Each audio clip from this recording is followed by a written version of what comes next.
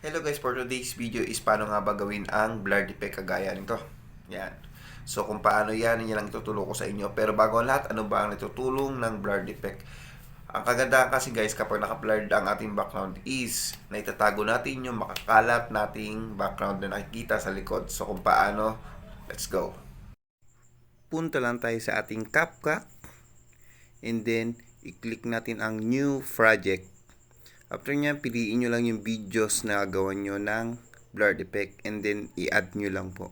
After nyan guys, scroll lang natin pakaliwa and then hanapin natin ang ratio at iset natin ng 9:16. After nyan, punta tayo sa dulo ng ating videos at i-remove natin ang watermark ng CapCut. After nyong ma-delete guys, click natin yung video and then scroll natin pa left side uli. Hanapin naman natin ang copy. And then duplicated na siya and i-click uli natin yung unang videos at hanapin naman po natin ang cut out. I-remove po natin ang background. After po niya, nantayin lang natin mag 100%. And then i-click lang po natin ang arrow back. And then, i-click naman po natin ang overlay. And then, i-click po natin ng 2 beses ang arrow back.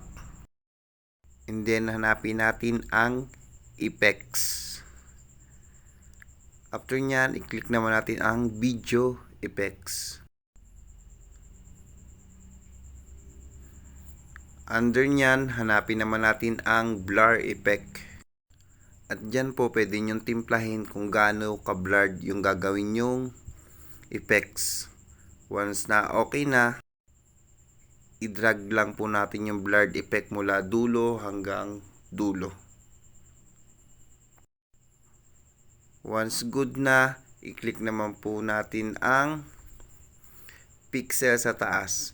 I-set po natin siya ng 1080p kasi yan po yung requirement ni Meta and then export na.